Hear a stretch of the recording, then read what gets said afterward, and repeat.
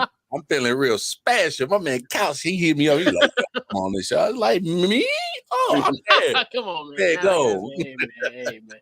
Yeah, and shout out to our guy WildCardMar. He's my brethren on our matchup madness show that we do. Shout out to our good brother Cool. That's how we roll. So check Cool us out there. Too well because of the Migos is looking kind of shaky right now. Yeah, man. Hey, that's so weird you would say that. Hey, I was just thinking yesterday, where the hell is Cool at? He around. Boy, this shit. Yeah. I'm like, I ain't seen the wrestling pod and no. What's going on? Cool, I'm just playing. Hey, imagine all the pods get canceled because the Eagles is looking like Doogie. You be like, man, I ain't like this. I'm going down to have a conversation with them. Hey, man, it be like that. I mean, shout out my NFC's brethren, but hey, ain't nobody feeling sorry. Hey, man, get your stuff together, man, or we gonna have to deal with these Cowboy fans. Hey, man, say both of them. I hope they lose this week, but we here. So we got a jam-packed show tonight. It's funny when I looked at kind of. Maybe last week, maybe like around like Thursday, Friday, kind of like planning for the show for this week. And it's funny to think like what I envisioned was going to be what we're going to discuss, but everything got thrown in the trash last night, this morning, all that. But we here. So we got a great show lineup. So we'll be talking about Bill Belichick, the end of an era, where Bill Belichick is no longer the head coach of the New England Patriots. Nick Saban has retired. We'll talk a little coaching carousel with the not the two latest fires, but we'll talk about Pete Carroll and also Mike Vrabel being let go. We'll also talk a little bit journalistic beef. Normally we don't really get this kind of face-to-face, not face-to-face, but platform to platform beef in the Jason Whitlock and Stephen A. Smith saga. So we'll get into that. We'll do some NFL picks and we'll do some other things as well. So we'll be right back here on Couch Coach Live. We're going to kick that intro, and we'll be right back.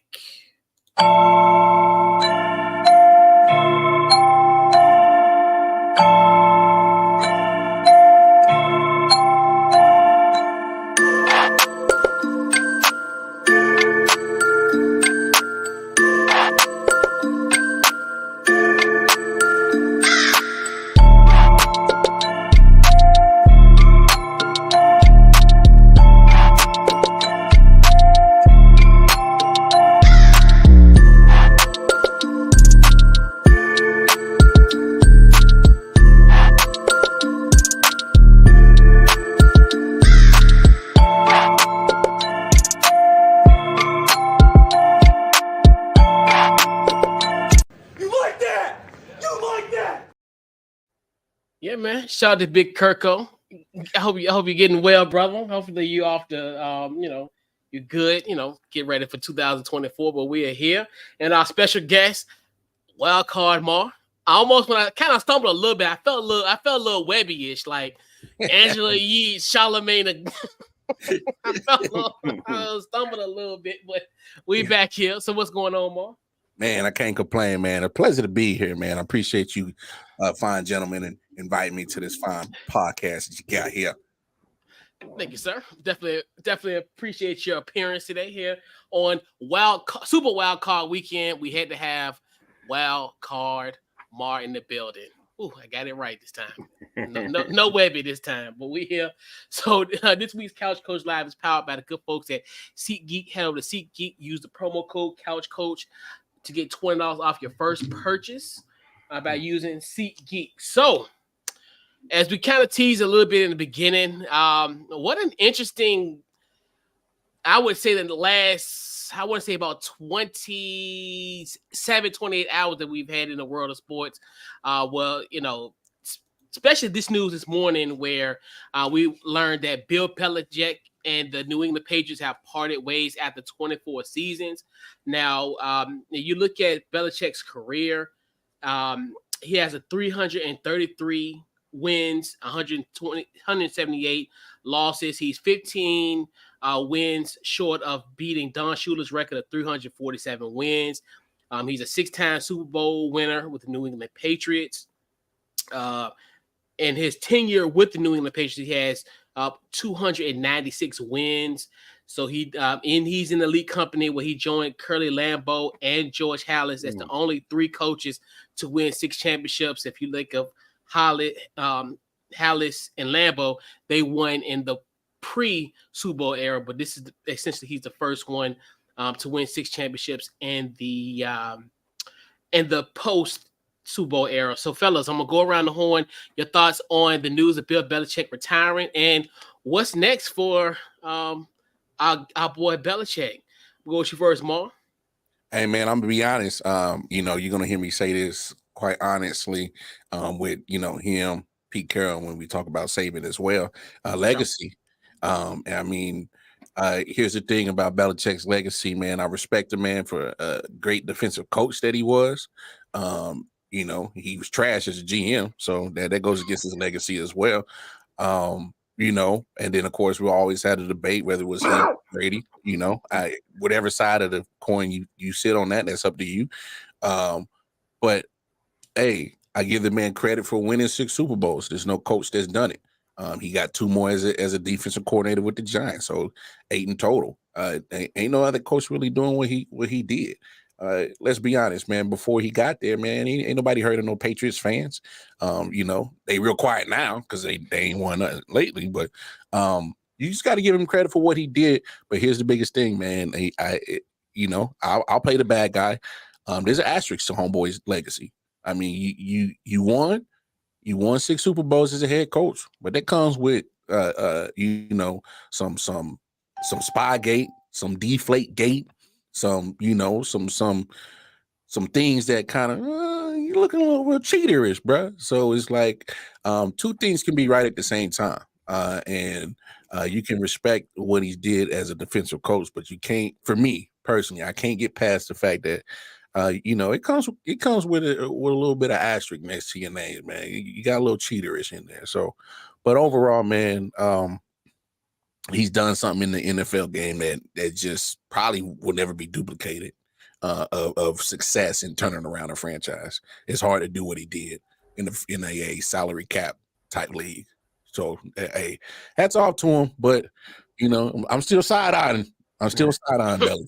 Still side-eyeing. That's all. And Mark, where you think he's gonna go next? I mean, if you thinking, man, wild guess. You don't have to be analytical, but wild guess. Yeah.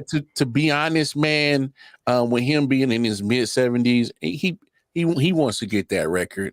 I hate to say it because it'd be my division. I hate to see him in LA with the Chargers. Imagine what you can do with that defense with Khalil Mack, Joey Bosa, and Darwin James, and he get his hands on them 3 dudes. Oof. I don't want nothing part of that, but that would be my best guess. Personally, I hope he just go ahead and sails off into one of them little boats in Nantucket and just ride off with a legacy. But what do I know? Nantucket. Mal, what your thoughts? What you got? For me, same thing. Legacy. When I speak football, I'm always going to speak about him and the robot that he was. But what I liked about Bill is when he actually liked the Ocho Cincos, the Ed Reeds, the Ray Lewises, those flamboyant type of players, and he had great conversations with them. You know what I mean? And he really was. Like, I just seen a clip where he was like, we doubling you all day to Ocho Cinco. You know what I'm saying? He said, yeah, we called it this. And it was respect, but also a mind game. It's I think it was well overdue. I think if they probably wouldn't have wouldn't have won some of those Super Bowls, and after like 2012, it kind of prolonged it. It was sometime he still was winning. But it's kind of long overdue, and I think that the NFL is changing, like especially with the coaches. They're younger. And you know what's funny? I would say it started with him because he seems like he's somewhat of a player's coach. Even though he's old school, he seemed like he still has a decent relationship with with his players. Um, that's really it, man. Like to me, I look at him like the Phil Jackson of the NFL. Um, like just coach, like from the not from the well, Phil Jackson from he won as a player. I know you said he won with the Giants twice.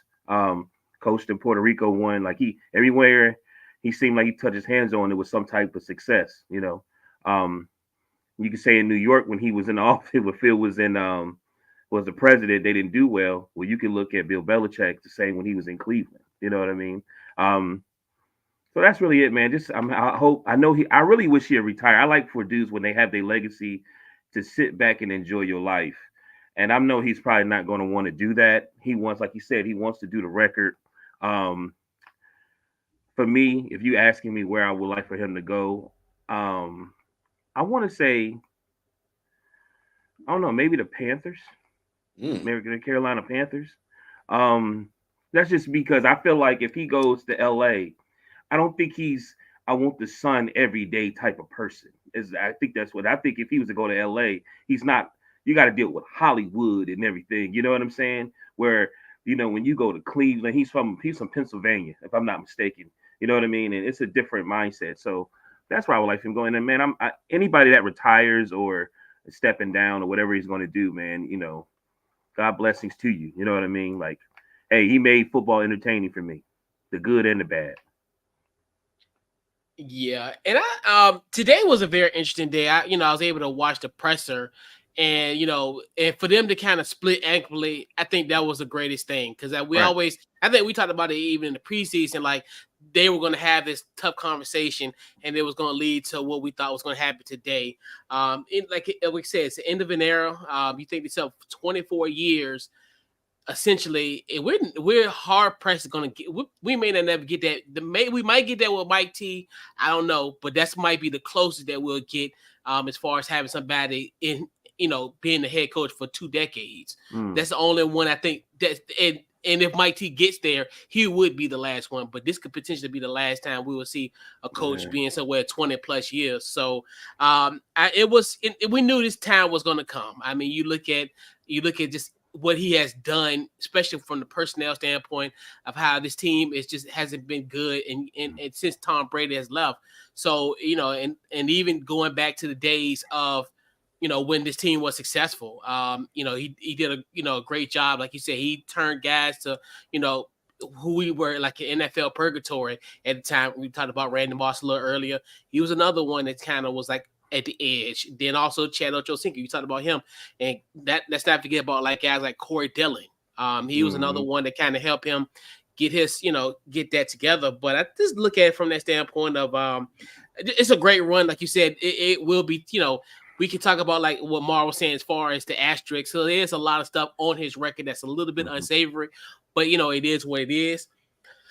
But shot in the dark, it's gonna sound maybe a little crazy, but follow me. I think what's next for him, and this is all contingent on this particular team losing this weekend, which is a possibility. If this team loses this weekend, I think he will be the head coach. And to almost echo Mar's sentiment, this one is in my division. I could potentially see him going to the Dallas Cowboys. Potentially. I know that sounds a little crazy. I think it can work in 2 different ways because I think when you look at Dak, I think Dak we could call him a franchise quarterback in a sense where he can take you the way you need to be. Because he needs 15 wins to get to Don Shula's record. Coupled with the fact of if you put Belichick on that team, they could potentially be a Super Bowl contender, especially if they lose a guy like a Dan Quinn. Because I think more likely they're going to lose Dan Quinn. So I definitely think Jerry Jones will bite that bullet because, hell, trust me, Jimmy Johnson is in the Ring of Fame. I would have thought a lot of stuff would have happened before that happened. So for him to kind of swallow his pride for that, and I can see him potentially bringing in a guy like a Bill Belichick for maybe like a 2 or 3 year rental, get that record. I can say he probably retire like right at 75 or so, and if that's an opportunity for them to get a Super Bowl. Right. I could definitely see that potentially. I can too. Yeah, I can too. Sucks, but I can too. Yeah, especially if everything falls, because I think even if they lose against Green Bay on Sunday, or if they lose, I think if they don't get to Santa Clara in the NFC Championship game, I think Mike McCarthy's gone. So it's pretty much NFC Championship or bust, Oh, or you got to have a potentially, yeah. conversation. Hmm? You definitely got to have a conversation. For sure. Because you have a good team, and then coupled with you losing Dan Quinn, because that's saying, because if they're going to lose him, no doubt. Especially with But Seattle opening up. yep, and a lot and yeah, and that's a distinct possibility. So it's like one of those where you replace, that situation, and you bring in a guy like a Bill Belichick who can command the room almost like what Dan Quinn is doing on that defense. And like you said, could you imagine Bill Belichick with that defense and what they doing this year already, then coupled with bringing back Diggs back next year? So it's going to be, it could definitely be a very compelling storyline if he does go to the Dallas Cowboys. I think that's a potential there. But like I said, but I think as far as coaching vacancy wise, it probably will be the Chargers. I think the Chargers probably had the best roster as far as ready to win, where he can get that 15 wins within a two-year period. So I got a quick question. Mm-hmm. If he was to take that job, do you think that's probably what would you rank that team just as all the ones with the Patriots that he coached? Like, what would you rank them at? Like for instance, when I always seen the Patriots, they got Tom Brady, but they always made them seem like they were underachievers. Like on paper, they're not as good as you think they are, but they just coached well, they disciplined. Like talent wise, I always felt like he didn't have the most talent on his squad. So what I'm saying with this Cowboy team, would you say this is probably, if he was to get it, would this be one of his most talented teams? Probably, more than likely. I mean, I would say he would. I mean, because if you think about the year, like the year they won they didn't win the Super Bowl. That's the year they had Randy Moss. They lost to the Giants. Right. That might have been his best roster wise, but like you said, I don't think he's ever had a guy like a CD Lamb, Yeah, that's what I'm saying. Leading the league and passing yards, not passing yards, but receiving yards and what have you. And I think, I mean, you can look at Dak Prescott. Not saying he's, like Tom Brady and thing, but I mean, I think, that's a good combination. Plus, I think they'll probably increase their running game. I could definitely see them being active in the running back market. I think this probably would be, I think if you look at it from on paper, right, it probably be the most complete team that he's ever had. If you thinking about it from just like you said, if you're looking at just from a paper standpoint, now on the field it might be a little bit different, but and I think that's kind of will help him, because we always look at Dallas as like the paper champions, the team that we look at that's that looks on paper like, oh man, they're a formidable team, but then kind of falter in certain situations. So yeah, this would be probably his most complete team if he was to take the Dallas job, if it comes available. We just we don't want to fire McCarthy quite yet. Right. Oh, most definitely talent wise, that because like you said, besides that, was that 07-08 when they went against the Giants, when they were undefeated. I mean, having Randy Moss on that squad, that's probably the most talent that Belichick had. You probably can't look at any one of those Super Bowl victories that he has and look on paper and says that he has a better team. Right. And, I mean, he just coached better. He just coached better, yeah. So if he goes to Dallas, man, that'd easily be the most talented team. Even if he goes to Chargers, I mean, talent everywhere on that squad. So it'd be crazy to see what he does with a team loaded with talent on paper. I mean, because we've seen what he's done with mediocre talent at best. So right. And that caught up with him, unfortunately, at this point. Mm-hmm. Right. So, and This, I think, by far was, I think to me, was one of the craziest news stories of the week. It's kind of one of those moments where were you when this happened? But we're kind of, but Nick Saban. So he had announced his retirement yesterday. So in his 10-year, he has 292 wins. He has an 80% winning percentage. He's won 7 national championships, 6 with Alabama, 1 with LSU. He has 11 SEC titles. He's he had different various roles. And also, he was Bill Belichick's defensive coordinator in his time in Cleveland. Yep. And then from there, he started his collegiate career with the Michigan State Spartans, then LSU. He had a cup of coffee and a half a donut in Miami, and then went to Alabama to round out his career. So, fellas, your thoughts on the career of Nick Saban, and just your thoughts. I'm gonna go with you first, Mark. What you got? Man, what a career. I think he called it quits at the right time. Because what was left for him to do in college football? Saban has done it all. He's won 7 national championships. I mean, it's what else? How else do you add to a resume that he has in college football? I mean, win more national championships? Then that's just stat pad at that point. But I mean, he's 72, 73. He's been there, done that. And to be honest, for me, I think the reason why he's finally walking away is he's like, hey man, the game ain't the same way in college football. You're looking at NIL, transfer portal. I'm losing my grip on the dominance that I once had for the last 17 years. So, hey man, I done enough, man. Time to walk away. But hey, great coaching career. I don't think we'll ever see a college football coach has the resume that he built. That'll be real hard to match. It'll be hard to even come close to what he's done in college football. Matter of fact. So hey, it is what it is. So hey, hats off to him. Hats off to Saban though. Mm-hmm. Yeah. What you got, Mal? Your thoughts? Same thing. Great career.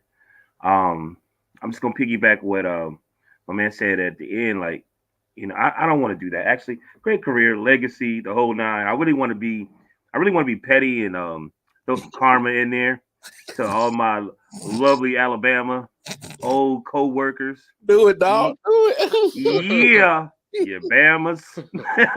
I can say it strongly. I always play the long game. Bamas. You know what that's supposed to mean? Exactly what it is. Bamas. But honestly though, like I think he's so DMV, dog. Huh? He's so DMV. You know it. You know what I'm saying?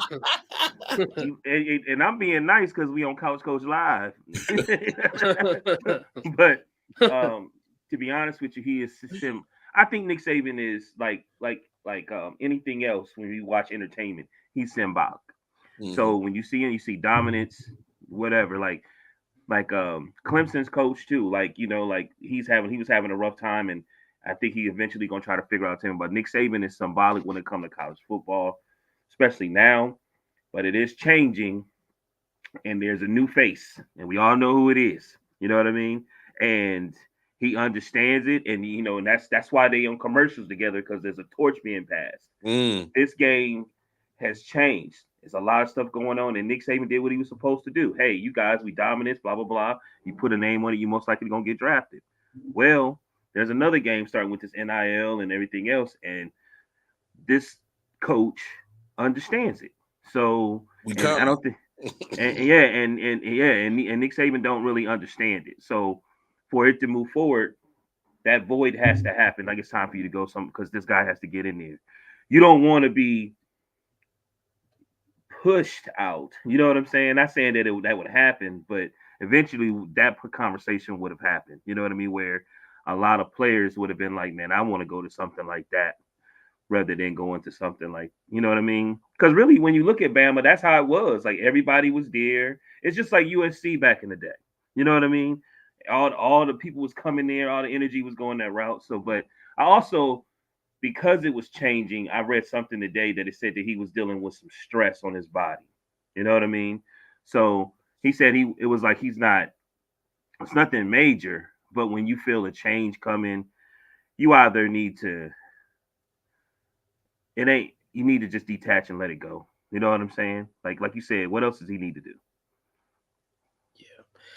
And it's funny. I knew something about 2023. I was like, this got to be the year that you savor everything, because we knew obviously the change, the commencement of the Pac-12, right? The end of the 14 college football playoff, the SEC on CBS, all this type of stuff. We knew that, and now added to that layer is Coach Saban.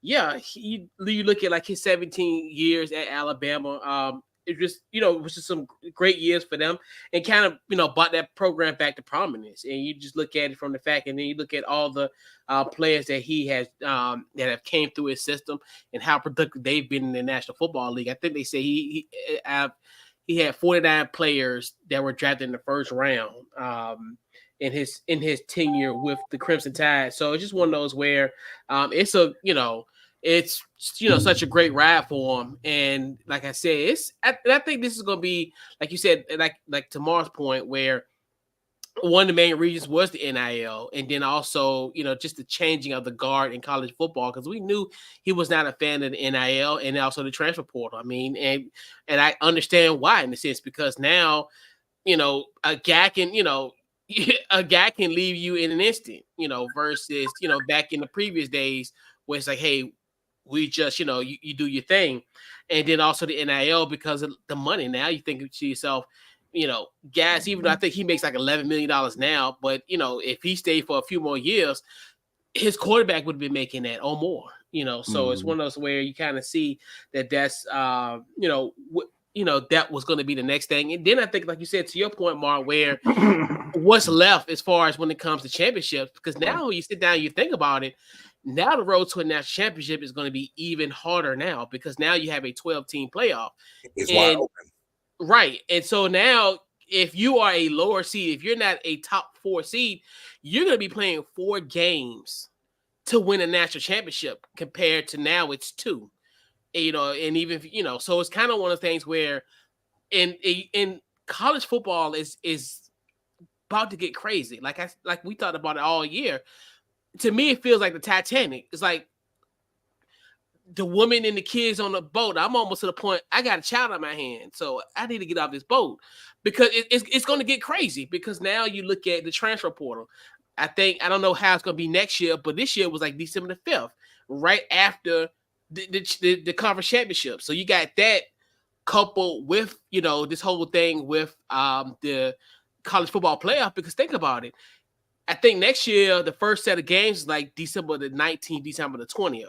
So you're only going to have like 2 weeks, compared to how it used to be like 3 weeks. So you would play primarily after Christmas. You would play right around like New Year. So you're really adding 2 extra weeks to that. So that's a grind. And that's one thing too, where, like you said, 71 years old, do we really want to deal with that? So it's a lot of factors now. And it's like, it's going to be kind of one of the things where, especially, and he's in an environment that's really not structured in college football. That's the only thing. And that's a sad thing about college football. It's a wonderful product, but it's managed horribly. So it's all this stuff. And this is like, think about it, it's already bad enough to be a young coach and dealing with this type of stuff. But just imagine being 71 and you got to worry about all these factors. And now you even look at this type of situation where he loses on New Year's Day. He's like a month behind.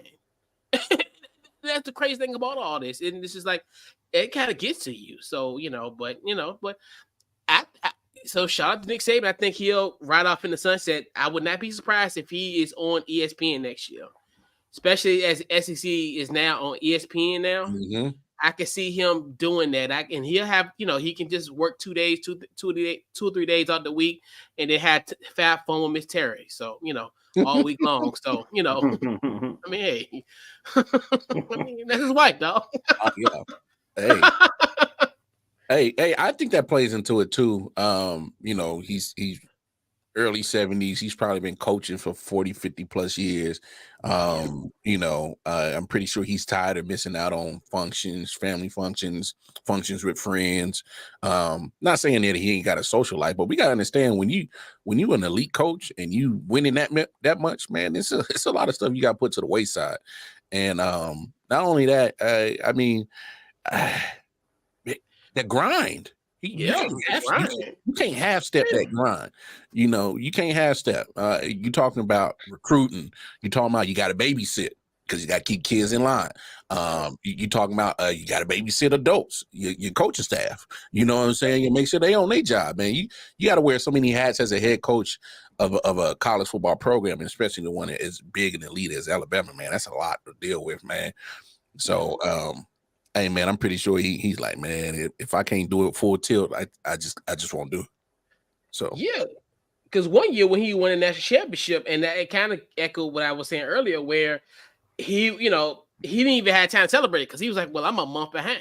Mm-hmm. Yeah, I remember saying that. Yeah, so it's just like that, and it's crazy. Because other teams already recruiting. Yeah, I mean, they'd already hit the trail, and that's another thing too, where that's another thing you got to think about it. Like, say if it's you in that 12-team playoff, you win the net, you are in the conference championship. You really essentially have maybe 2 weeks of a pair. Mm-hmm. You got to hit the road that Sunday. Like the day after your conference championship, you gotta hit the road and get some of these early signees. So it's just like it's to the point. His calendar is gonna be crazy because then you got guys like in the portal. Right. It's just like you look at what happened with old boy from Texas. He put himself in the portal as Texas was going to the college football playoff. Yeah, and he couldn't even play. So it's just like you look at that, but then then another thing that was fun. Well, go ahead. Yeah, and the other thing I found funny about this whole situation, so he has a statue outside the facility at Alabama. So, and we all know that, I don't know if everybody knows, but Nick Saban, his morning meal is 2 oatmeal cream pies. I'm thinking to myself, why is y'all bringing a whole box at this man's statue? I'm like, man, come on now. That man about to have oatmeal cream pies for life, dog. Man, if I was within driving distance, your boy would have been up there at the crack of midnight. Give me about a pack. Hey, I ain't even mad at Saban, man. Some oatmeal cream pies in the morning with some coffee slap, dog. It do. It slap. Yeah. That's a nice way to start I mean, that and donuts. But either or, So let me ask you guys a question, man. Do you feel like, I mean, it's basically picking back what we already saying. It's with the NIL and the portal that I'm not saying he didn't work, but I felt like he put a foundation down that he didn't have to work as hard because he was Nick Saban and this is Alabama.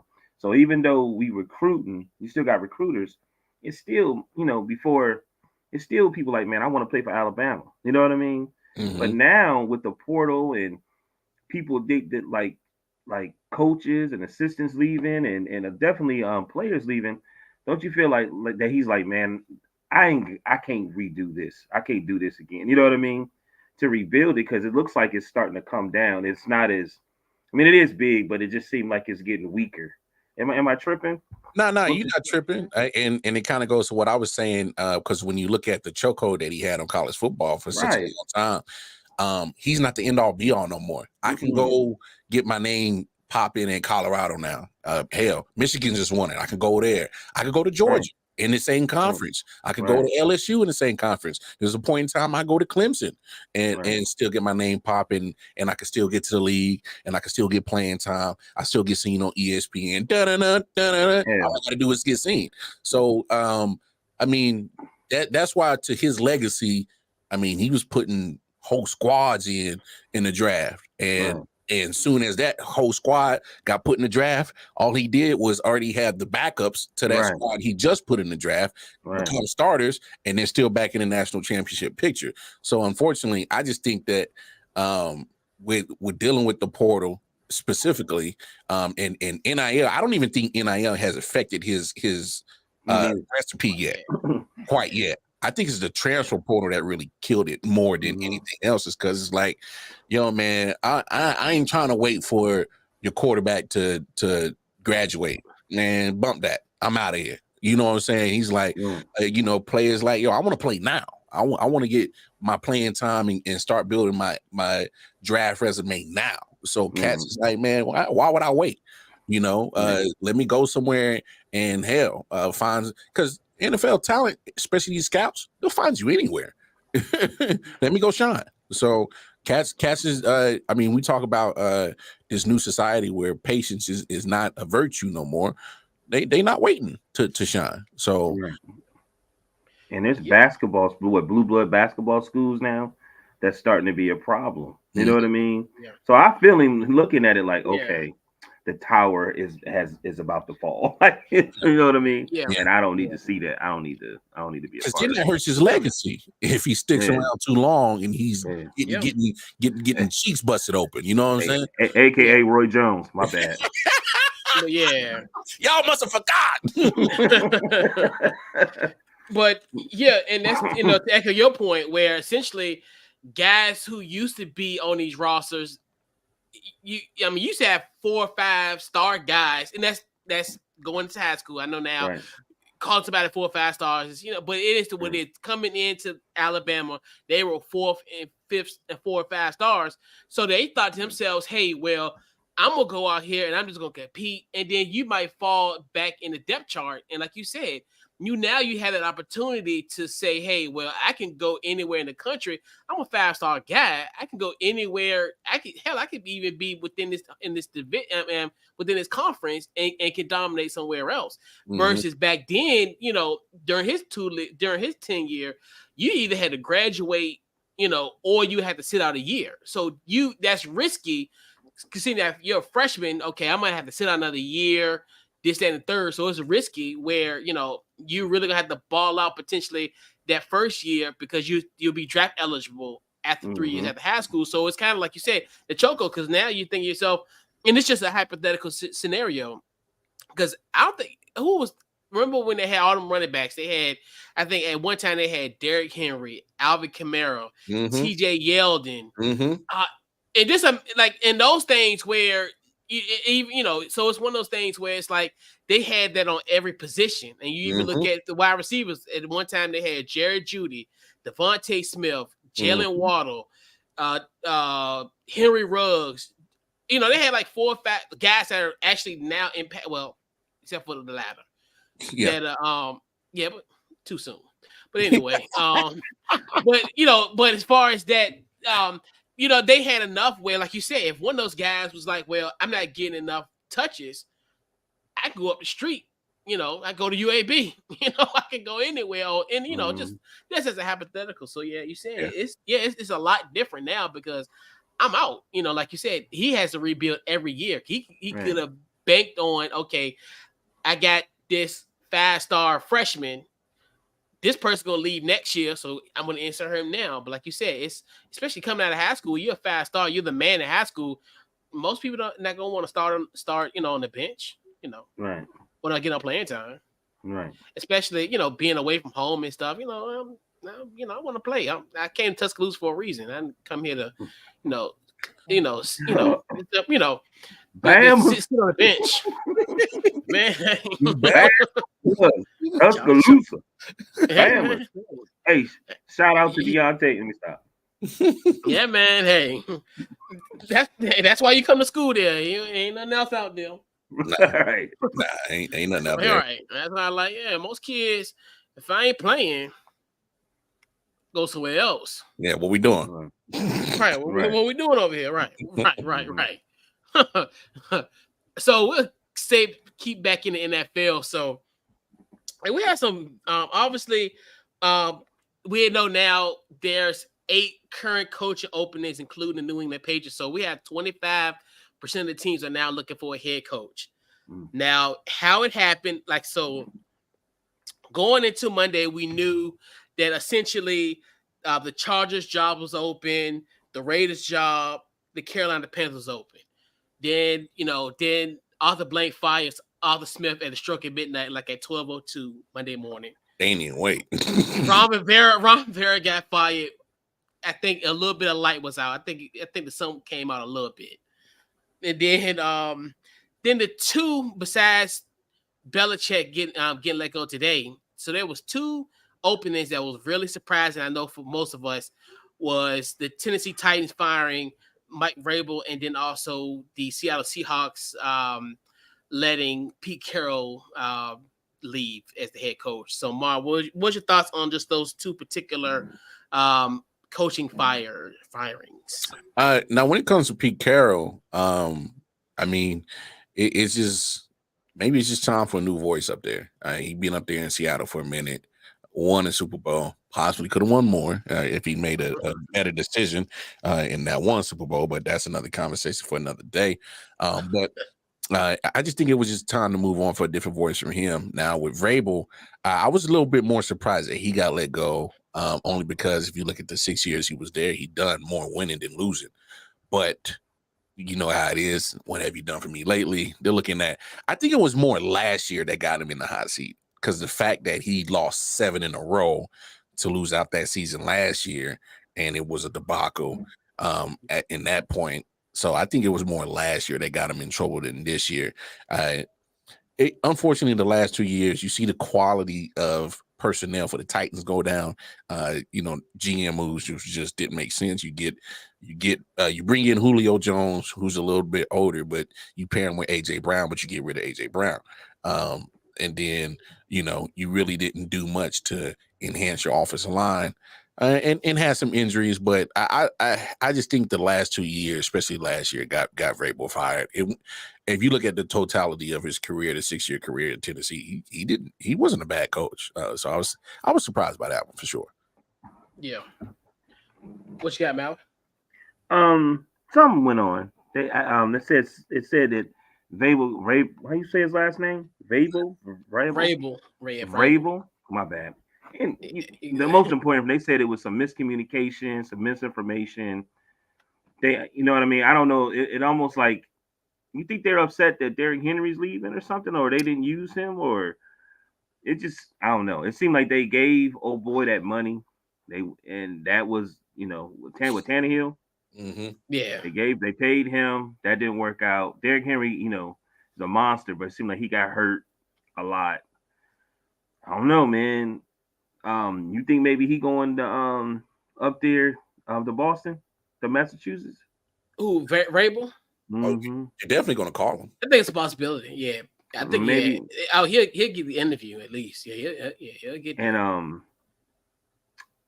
with Pete Carroll, I think it was just time. I think that I guess the Seahawks, in their mind, you let Russell go, and by having Russell, you always had this mind state of they have a chance to win the Super Bowl when Russ was there. But it was the same thing. They would win, because I think going into November, they was like one of them quiet teams that was winning, and then once they got some attention, they just start losing. It just seemed like the end of November going into they just started losing. And learning from the archives of Couch Coach Live, talking to JB and talking to Coach, they said they do that every year. They do well in the beginning of the season, and then it hit like November, they just start going downhill. And it's maybe you seeing the same thing, and you just can't get over that hump. And maybe it's just time for him to go. They said he was not happy about being let go. So I think they said he was still going to be like an advisor. Yeah. But they said he wasn't happy. He wasn't happy with it at all. Yeah. Like I said, the Vrabel thing really shocked me, because it was kind of one of the things where I know they were going to kind of do somewhat of a cleaning a house, in a sense. I knew Tannehill was going to be gone. Derrick Henry is going to be gone as well. Mm-hmm. I know they were saying it's a lot of rumblings. I know obviously their owner, I can't believe I forgot her name, Strunk. I think it's Amy Strunk. I think their owner, where she said she wanted like a new voice and what have you in that organization. So I kind of I was really shocked. I figured they were going to kind of give him at least another year with Will Levis as a quarterback going into 2024, and kind of giving him some pieces potentially to kind of help somewhat have a quick turnaround for the Titans. But yeah, I think they're going into a different direction. It's a few guys I think that could potentially be there in Tennessee, that could be in play for Tennessee. So that may ultimately make sense down the line. I think who I think they potentially might get in the line potentially. Pete Carroll is the one that shocked me. It was, I think with Pete Carroll, I always thought this day was going to happen. I thought there was going to be, I figured once he had like a losing season that he would have been out, but this year he was 9-8. So I figured like if they finished like 7-9 or like 6-11, that he was going to be let go. And like you said, it's to a point where, like you said, I think there is a situation where they also want like a new voice in this locker room. And I think it's kind of one of those where I think they're kind of, I wouldn't say rebuilding, but they want to kind of get to the higher level. I think sometimes when you're at that 9-8, you're stuck in that same position. Because last year they were similar in records. Mm-hmm. They just didn't make the playoffs this year. So I guess they look at it from a standpoint, especially considering the fact after losing Russell Wilson, they now want to kind of get to that higher level and kind of be competitive with the San Franciscos and the LA Chargers. Because like you said, not LA Chargers, but the LA Rams, where now you're looking at it's a potential 2-team race in that division. Do you want to be a part of that race as well? I mean, you look at and then now you got to couple the fact with Arizona. Now with next year going to with a healthy Kyler Murray, we want to be in this race. We don't want to be stuck in that 9-8, situation. But that situation is kind of odd because even with him being on as an advisor, I found it kind of crazy. And then, obviously they had like a dinner for him yesterday and they were saying how emotional it was. And if you listen to the presser, he was extremely emotional as well too. So it's kind of one of those things where it's, I think it sounds like it's amicable, but then a part of me don't feel that way because of just the emotions that was shared in that press conference. And then just the somber mode they had at that dinner yesterday. So something's going on there. And, I don't know if that's going to be it for Pete Carroll, like as far as if he's going to stay in this role or maybe just to coach somewhere, potentially. Hey, look, Pete, I know. Pete, stop. Look, we're going to have a dinner. We're going to have ribs, shrimp, cocktail shrimp. We're going to have boneless wings. Chill, man. We're going to have that cheesecake you like. Come on, Pete. You know it's time. That's crazy. Okay, but all jokes aside, quick. Do they keep Geno as a starting quarterback or they're going to draft a quarterback? What should I think? I know they ain't got a coach yet, but I think you answer that question once you find out what your coach get. Yeah, what you coach. Yeah, because no disrespect to Geno. I know he got the extension this past all season going into the season. But the fact of the matter is what you got this year was not what you got last year that earned him that contract extension. So you definitely gotta look look at all the tape and see what kind of offense you're gonna run too. Can Geno run your offense? So I would probably answer that question until I find out who my coach is first. Right. Yeah. You know what I think, and I got this from Richard Sherman, which I thought was a really good idea potentially for Pete Carroll. I wouldn't mind him going to the Chargers.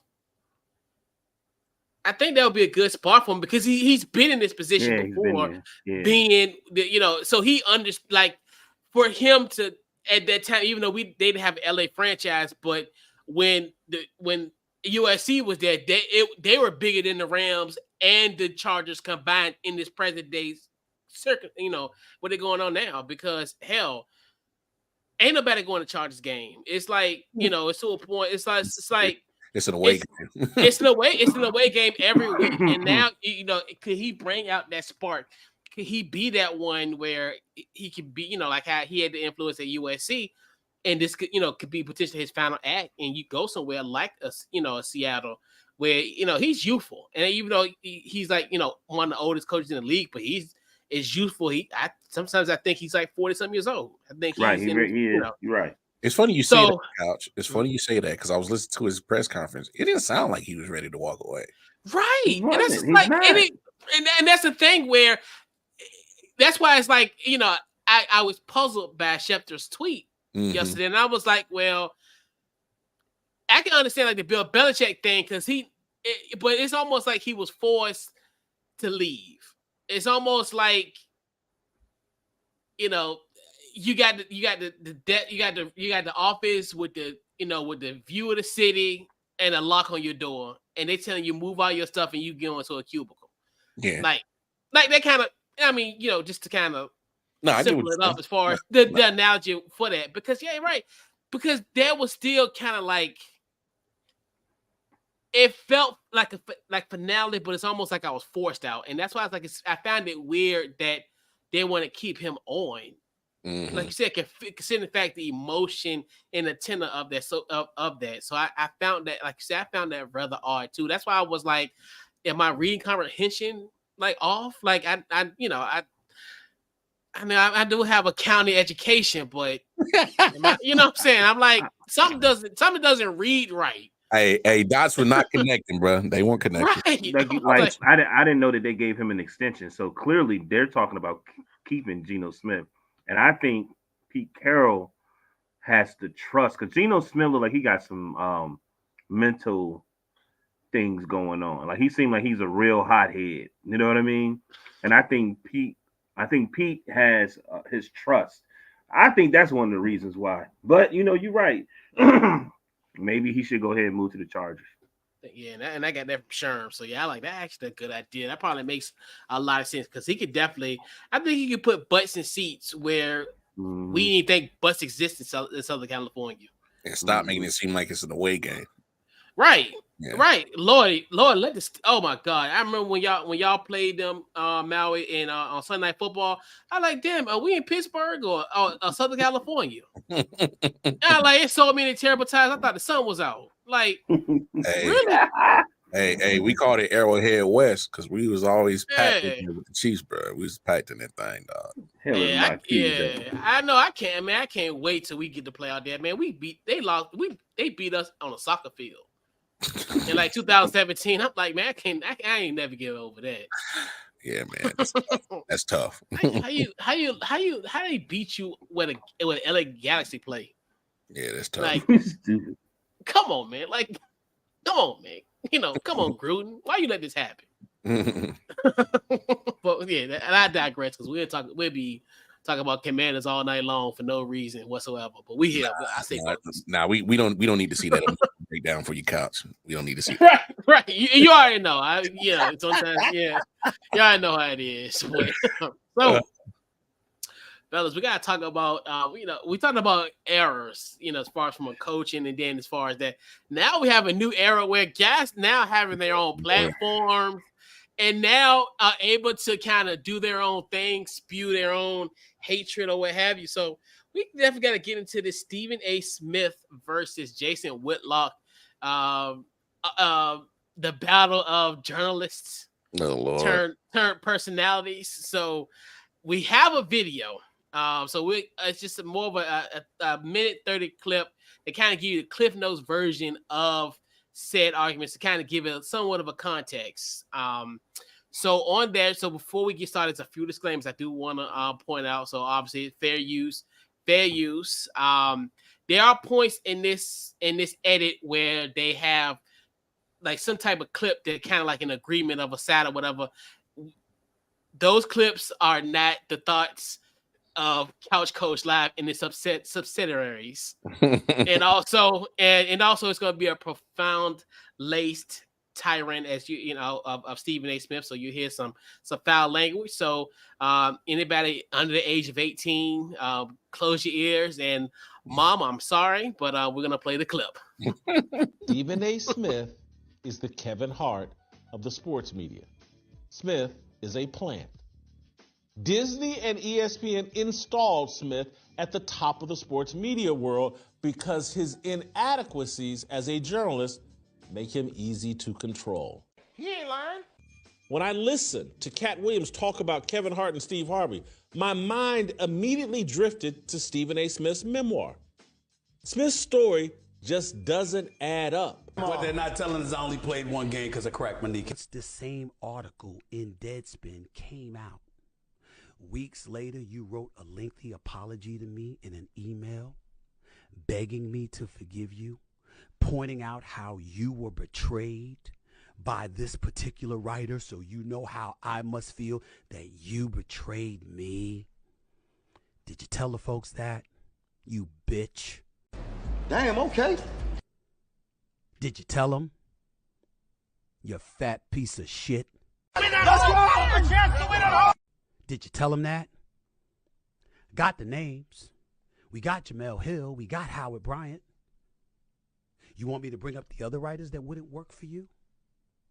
Why it took you nearly 2 years to get an article out? Because you ran that shit so bad you were running it into the ground? I'm not crazy.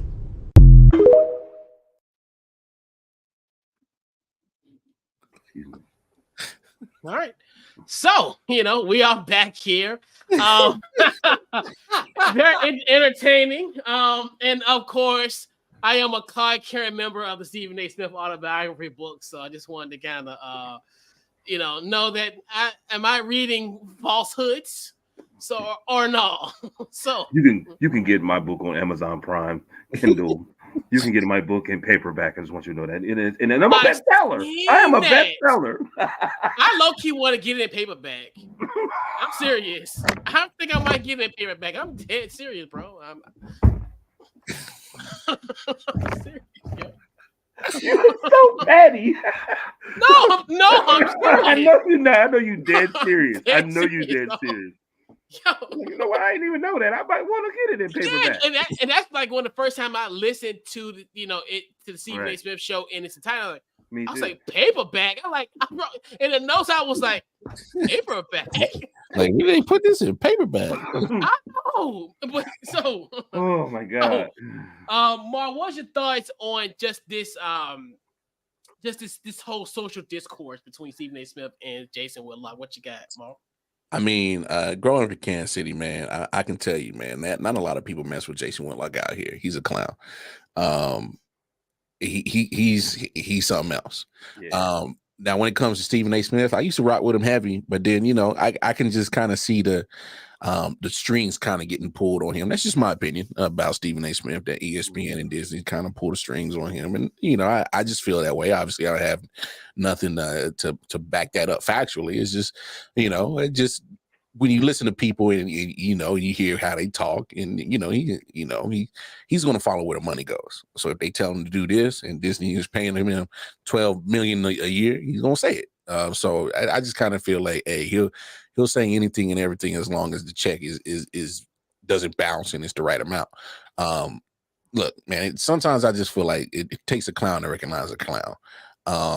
They can have all this little disagreement on social media. It creates likes, clicks, hype. But that's why I enjoy what we do. Because, man, we here for the purity of talking sports and stuff like that. I mean, these dudes can have it. If they want to have the Real Housewives of Sports World little drama, man, have that shit, man, whatever. I'm gonna let y'all take the floor because I really don't give a damn about none of this stuff. What you got, Val? I got you. I mean, it is what it is. If you ever watch wrestling and you can tell the difference between wrestling and WWE, yeah. And see the bottom. What people don't understand is when you talking billions of dollars, WWE had to make. They're competing with the NFL on Mondays. Mm-hmm. You understand what I'm saying? And NBA most likely on Thursday. So they had to make a product. So what I'm saying is, I wouldn't put it past that these two dudes is best friends, and I won't knock they hustle because they're trying to transition from being on a major network, which cable is starting to lose its merit. We all know that to get everything on YouTube. We already know. We just saw Cat Williams do about to be the biggest interview on YouTube history because it's at 44, I think, or 43 right now. The most is 52. And that's out of 4 years. You see what I'm saying? So I'm saying this. I wouldn't put it past. If I was Vince McMahon or Triple H, I would call them to and say, hey, I got the Royal Rumble coming up. Show up. Why don't y'all show up? You know what I mean? And they and I get it. But I watched it, and I'm gonna tell you, Jason Whitlock got an extreme wonderful argument. But who cares? Yeah. You know what I'm saying? That's what I don't think he understands. Now, the Kevin Hart, I don't even care about the Kevin Hart, but Cat Williams had an argument about it. You know what I'm saying? But I don't care. Stephen A., I remember why we liked Stephen A., because we had in the beginning, and he did change. You know what I mean? He did change.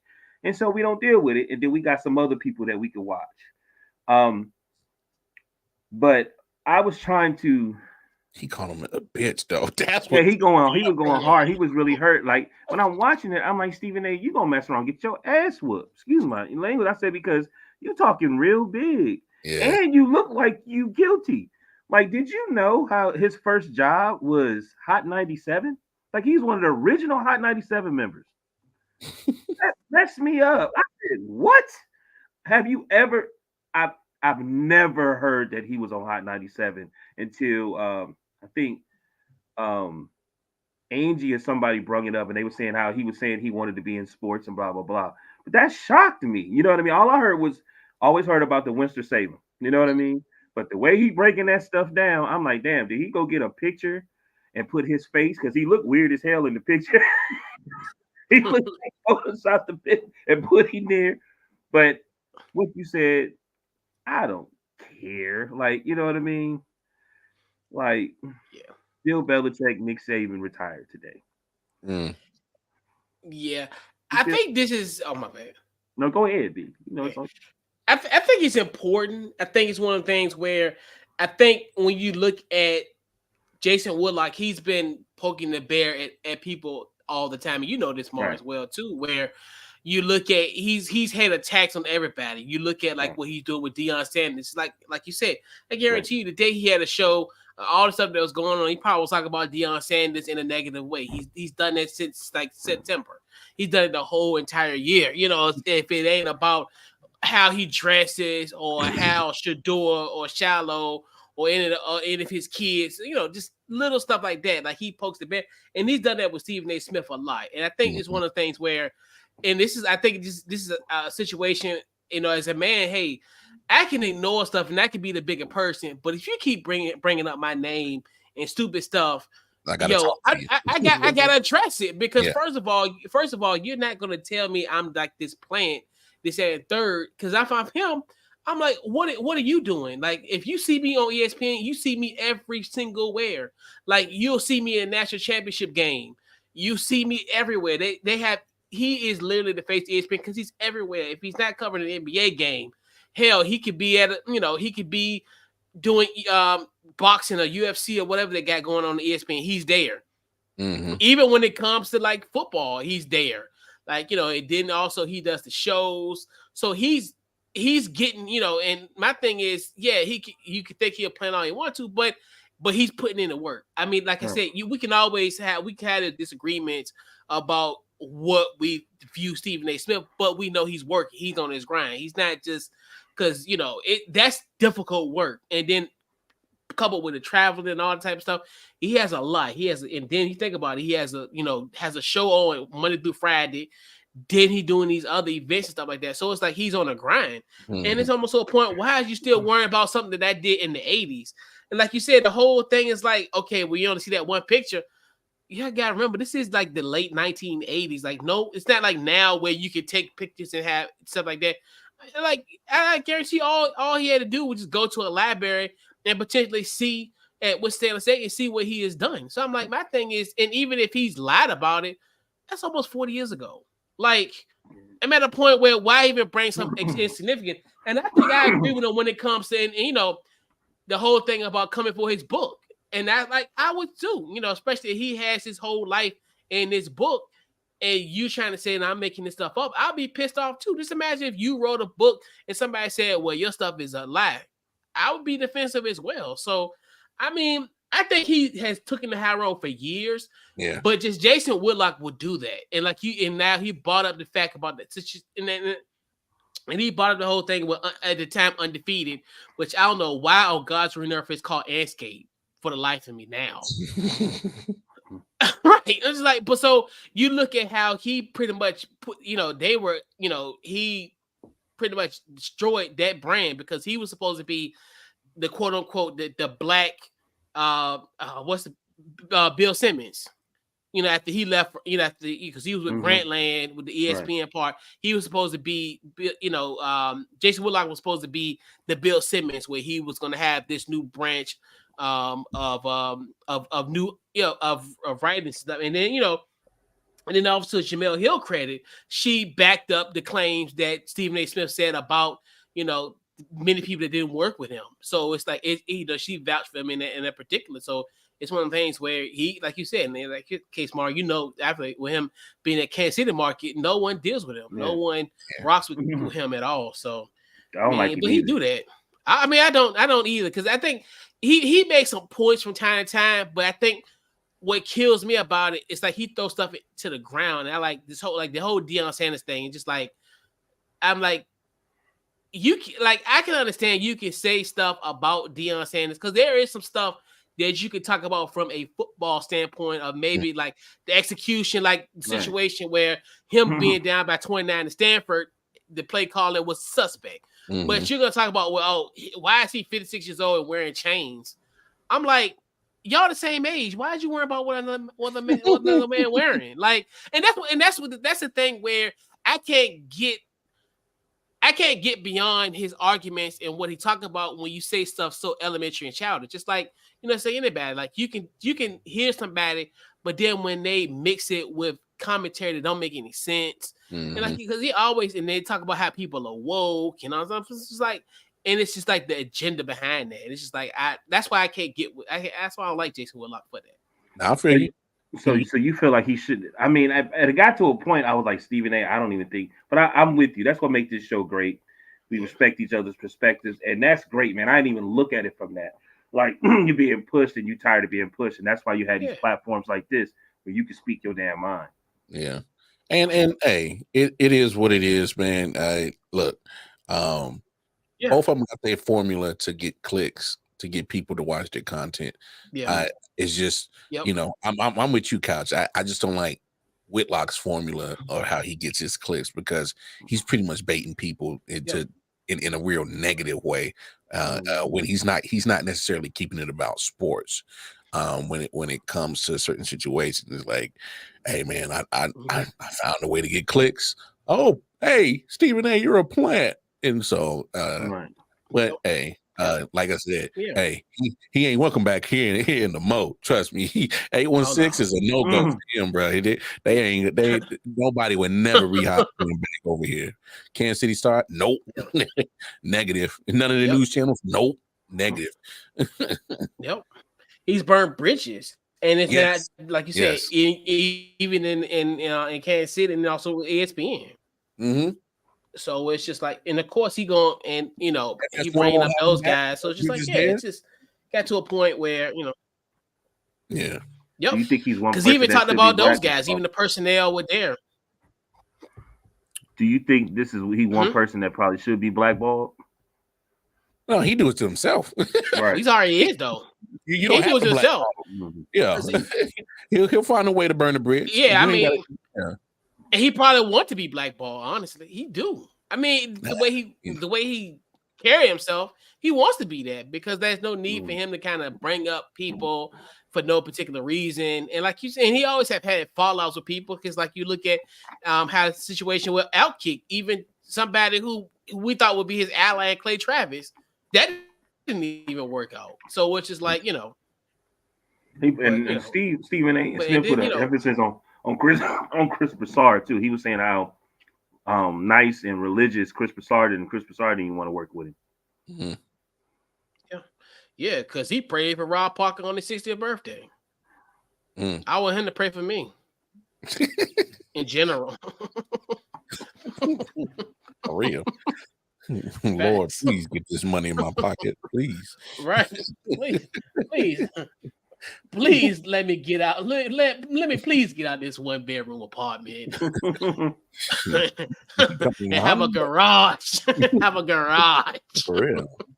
Lord, have a mailbox that I don't have to turn a key.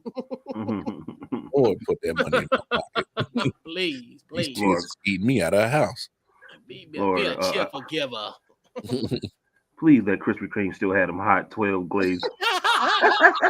Oh, and they got the Biscoff ones now. Oh Lord. Yeah, wow. Oh my God, they got the Biscoff ones now. Yum.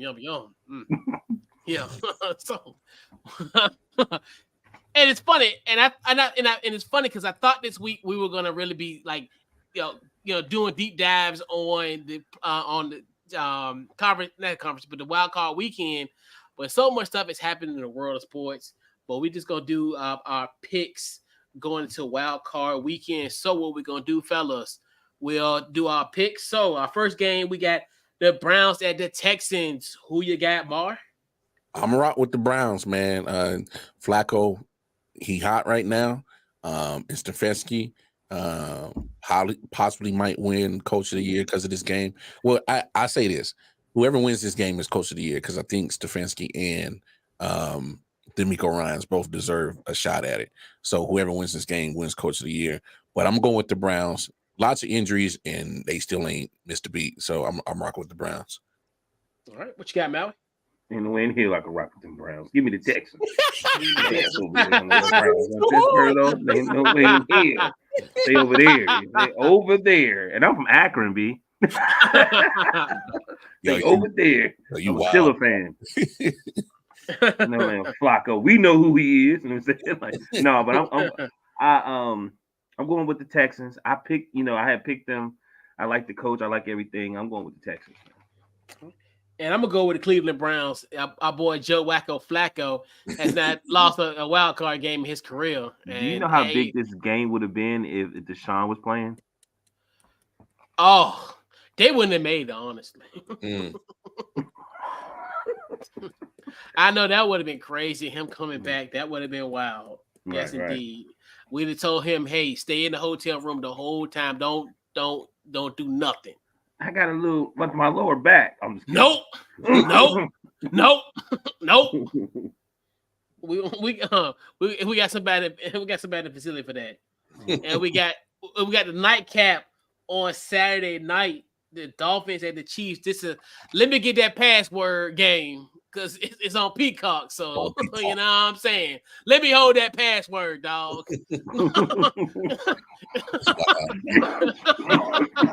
Stupid. Yeah.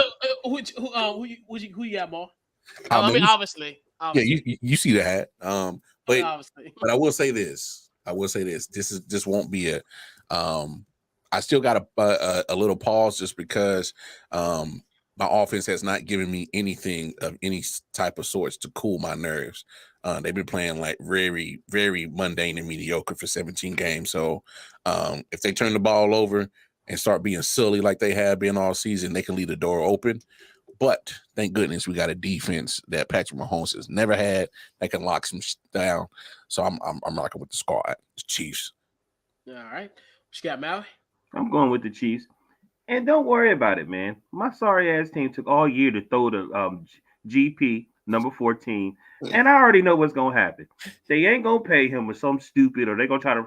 He's gonna be playing for y'all. And Patrick Mahomes is gonna ride the horsey all the way to victory road again. You know, I told my dad that. Anyway, I'm going with the Chiefs. That would be interesting though. Yeah, give me the Chiefs. Yeah, I'll be watching this game. I do got a password. I mean, if it weren't for Coco Jones, I wouldn't have had Peacock, dog. I mean, hey, you freak. Let's keep. Hey, shout out to Hillary Banks. Shout out to Hillary Banks. All right, so Sunday triple header matchup. So we got the Steelers and the Bills in Orchard Park. Who we got, Mar? Hey man, no TJ Watt, no go. Give me Bills. How you gonna tackle that big someone my gun called Josh Allen? No TJ Watt. They've been doing it for years. I'm sorry. Go ahead. My bad. Hey, no, you good. I feel you. But I think without TJ Watt, that's like losing your heartbeat on defense, man. Word. But that coach there is gonna say next man up, ain't no excuses. And Bills have to prove me wrong. Yeah. Josh Allen got to prove me wrong. It's the playoffs. I have not, to me, they not criticizing him enough. They always me and the pod. Like crazy. The pod, was it the pod guy? That's what y'all call him? Jeff, yeah, pod father. Yeah, pod father. Me and Jeff said it when the year after they paid him. I'm like, okay, they gave him this money. It's like he's underachieving. You know what I mean? Now, don't get me wrong. They made a little run towards the end. Prove it to me. No, actually, don't prove it to me. Just do what you usually do. You know what I mean? But I'm going Steelers all day. Yeah, I got the Bills, man. Sorry, dog, but I got the Bills, man. I think okay. they're gonna take care of business in this one. I ain't tripping. Then we got an afternoon matchup. We got the Green Bay Packers versus the Dallas Cowboys. Who you got, Mar? Man, this is a trap game. I'm telling you, this Cowboys the better team. They got the better roster. They should win. But I got a good feeling Mike McCarthy about to do some dumb and mess it up. I just got a feeling. But I'm gonna rock with the Cowboys. But they handle business though. All right. What you got, Mal? I'm going with the Packers, man. I'm not about to. Yeah, right. It's not gonna happen. Do you know if the Cowboys lose, boy, we gonna have some entertainment and content to talk about because they supposed to beat these Packers, but they playing at home too. So I wonder what the betting is gonna be like because they've been winning at home, like the Seahawks. They probably made the playoffs if that last one of the second to last, if my homeboy Daryl Taylor would have sacked Dak like he was supposed to, and that last drive where it was flag after flag after flag after flag after flag. I'm like, well, goodness gracious, just give him the game. So I'm picking the Packers. Yeah, I got Green Bay. And it's weird because I almost feel like Jordan Love now is going to be the next Aaron Rodgers. When you look at it from a statistical standpoint, they're literally identical. And it's scary. And I definitely think, and you playing one of the hottest teams in the NFC. You back, baby? And Last week you had me scared. Or not? What do they? I mean, they ain't playing to watch the Commanders now. I mean, come on now. Let's be real. Yeah. I mean, that's a giveaway. You ain't even got to. If you watch the Commanders for 15 minutes, you knew this team was gonna lose to anybody. Hell, they'd lose to a Pee Wee midget football team. Stop! Oh my God! They'll lose to Independence College. Stop! Okay. Damn, Cal. Like I said, you want it real and raw and unfiltered. Hey, it is what it is. So we got the nightcap on Sunday night. We got the prodigal son of Detroit coming back. Matthew Stafford against our guy, not Matthew Stafford, but the other one, Jared Goff. Rams and the Lions. What you got, Mar?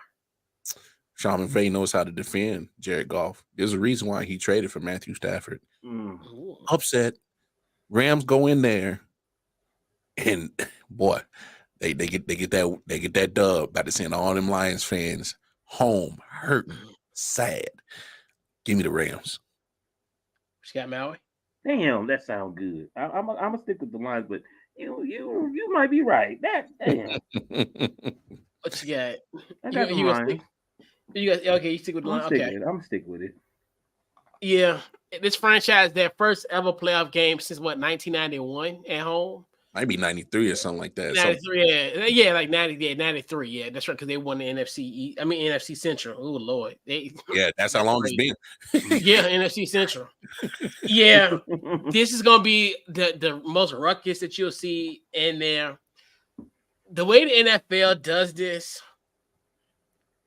it's gonna be some it's gonna be some heartbroken, toothless Lions fans because I know they're gonna bite kneecaps. I know they're gonna bite kneecaps all night, but I definitely think that the Rams gonna pull off, man. That's unfortunate, but that's how it happens. Usually, when it's a historic night like this, it gets ruined. It never happens. Hey, let me add this in here real quick, Couch. Yeah. Dan Campbell is a risky coach. He's gonna do something too risky. He's gonna put his team behind the A-ball. Right. Because he should have kicked the field goal after 2 or 3 times. Should have take the points, bro. Take the point. Yeah, but hey, you avoid the Packers. I mean, we know what happened at Thanksgiving. But I'm saying that was Thanksgiving. But they're familiar with the Packers, so you know how to defend them and play them. True. You got a coach that knows your quarterback to a T. Right. Yeah, the Rams, man. I definitely think the Rams will pull out the upset, unfortunately. And they're headed to San Francisco next week. So, in my personal opinion, then we got the Monday night game. Wow, it's a crazy thing. We got a Monday night wildcard game. It's awesome. The Eagles versus the Buccaneers. We got Baker Mayfield versus Jalen Hurts, the two Oklahoma boys. This is the Lincoln Riley Bowl. What you got, Mark? It's the Lincoln Riley Bowl. As bad as the Eagles have looked, and they look real bad down the stretch, I got a feeling Baker Mayfield is about to drop the other shoe where he's going to be regular Baker Mayfield that we know and don't love. So I'm going with the Eagles. Okay. What you got? What you got, Mal? Eagles. Okay. Yeah, I believe what he said. I think Baker is saying this. Y'all remember me? Yeah, I'm going with the Eagles. Real. I still got a smidge of belief in Baker Mayfield. I definitely think this is potentially where I think the Buccaneers win this game. I think they'll win, and it's at home. I mean, you look at they dropped the egg against the Saints the last time they was at home, so I definitely think Baker Mayfield got that opportunity. I think if he could, I always got faith in them because he has won a playoff game in his tumultuous career, so he might add number 2 on this mantle potentially. So, fellas, we'll put a bow on tonight's Couch Coach Live with a few more things. So, game ball. Who gets this week's game ball? Pretty much a shout out for who had the best performance in sports in your personal opinion this week. I'm going with you first, Mark. What you got? Man, I'm gonna have to go back to last weekend, and it was fun while it lasted because I think the end of the season is this week. I'm gonna give it to CJ Stroud, man. I'm very impressed with what that young man has been doing all season as a rookie, been balling. And at one point, I could have made a case that he could have been MVP along with being Rookie of the Year. But I've been thoroughly impressed with what he's been doing. He bounced back from the injury, getting the concussion, and it looked like he didn't miss a beat. And first play out the gate, he hitting Nico Collins right down the field, man. Carolina, you messed up. Got the wrong quarterback. Yep. So yeah, I'm rocking with CJ. Yeah, man. I was shout out to Tepper, aka Evan Lazon, to be throwing drinks. Hey, yeah, mess it up. Man, shout out to Tepper. Hey, shout out to Tepper. Hey, woo, thank God you don't have. Thank God I don't have a toxic owner no more. Woo. What a feeling. Whoa. Couch. Well, nobody is toxic like your owner. Your owner. That's why I said. That's why I said. On another level, bro. That's why I'm glad. Surviving Daniel Snyder is over.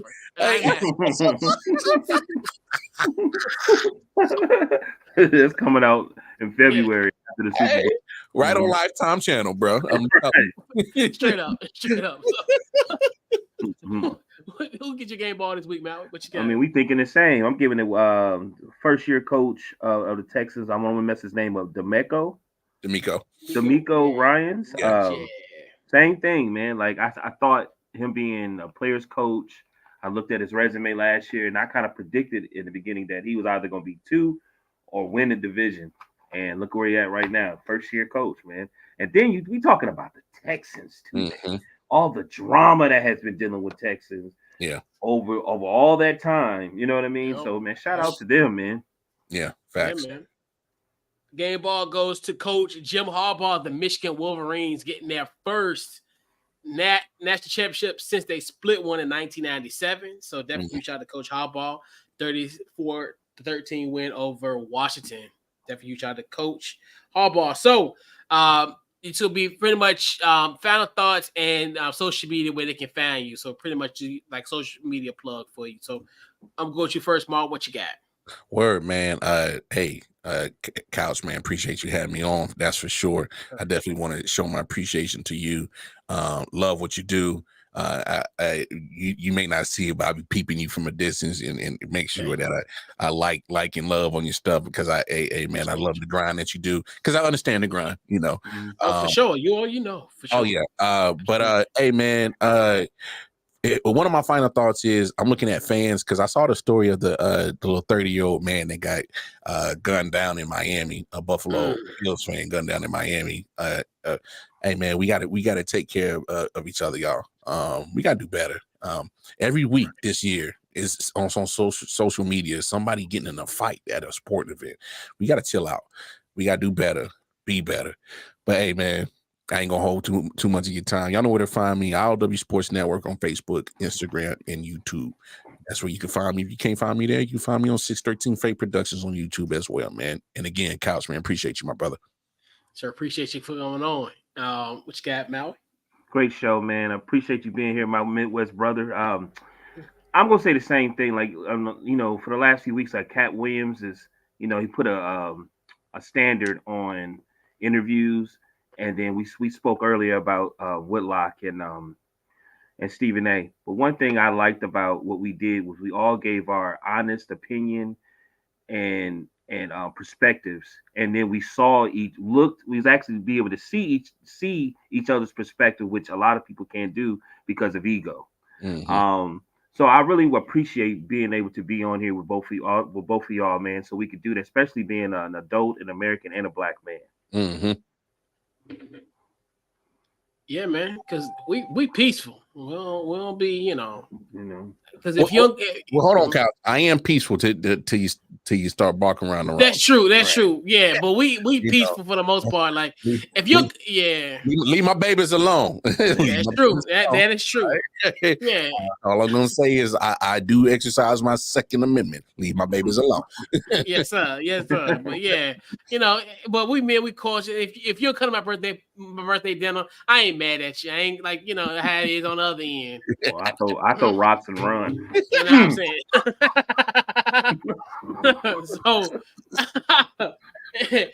So once again, definitely appreciate you, Marv, for coming on. Definitely appreciate it. Definitely, you know, we'll definitely have you on, you know, for you know, very soon, probably more like you know, as a you know, season progressing, what have you, as season progressed far, just the sports calendar progress and everything. So we're definitely gonna love to have you to come back on going forward. So for sure. So we got that.